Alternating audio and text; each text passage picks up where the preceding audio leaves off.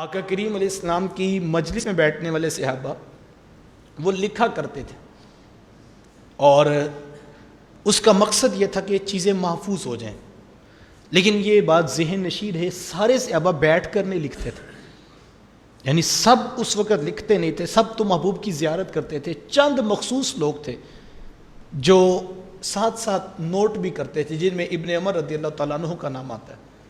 بلکہ وہ لکھا کرتے تھے کہ بار صحابہ نے ان سے کہا کہ جو حضور ارشاد فرماتے ہیں اور آپ ساتھ ساتھ لکھ لیتے ہیں، تو حضور تو کبھی مزاح کی کیفیت میں ہوتے ہیں، کبھی حضور غصے کے عالم میں ہوتے ہیں، تو آپ ہر چیز کو لکھ لیتے ہیں، تو جو بعد میں آنے والے لوگ ہوں گے وہ تو اس بات کا فرق نہیں کر سکیں گے کون سی بات مزاح میں کہی تھی، کون سی حکمن کہی تھی، کون سی غصے میں کہی تھی، تو لہٰذا آپ نہ لکھا کریں.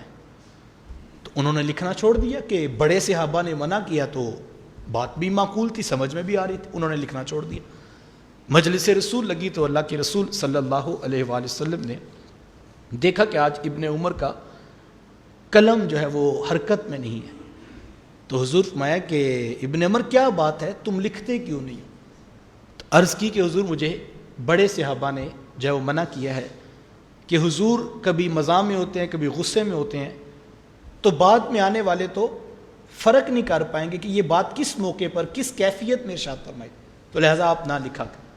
تو میرے حضور جلال میں آگے حضور فرمایا کہ اکتب، لکھا کرو، والذی نفسی بیدی، میں اللہ کی قسم جس کے قبضہ قدرت میں مجھ محمد کی جان ہے، لا یخرج منہ الا حق، فرمایا میری زبان سے سوائے حق کے کچھ نکلتا ہی نہیں، میری زبان سے سوائے حق کے کچھ نکلتا ہی نہیں ہے. وما ینطق عن الہوی ان ہوا الا وحی یوحی، رب فرماتا ہے میرا محبوب اپنی مرضی سے نہیں بولتا، جب ہمارا پیغام آتا ہے تب ان کے لب واہ ہوتے ہیں.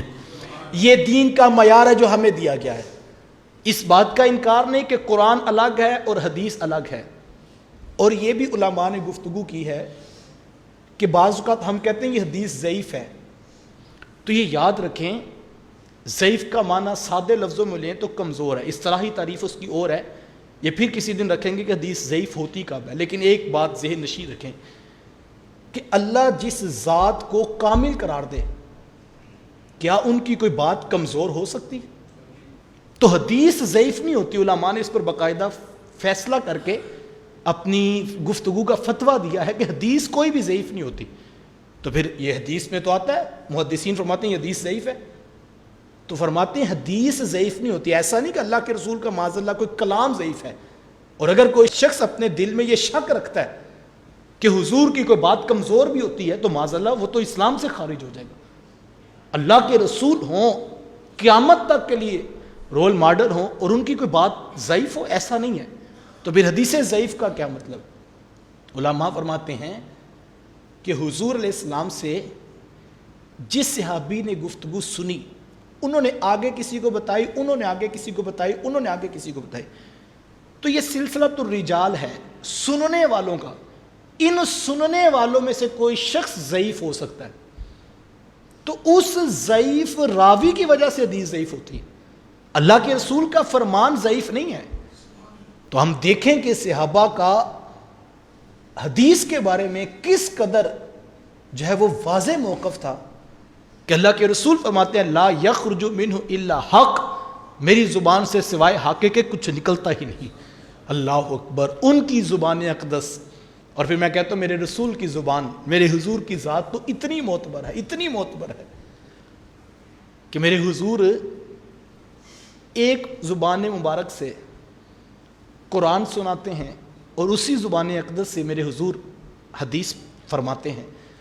جو پاس بیٹھنے والے ہیں ان کو ذات ایک نظر آ رہی ہے لیکن باتیں دو نظر آ رہی ہیں، اور زبان ایک ہے.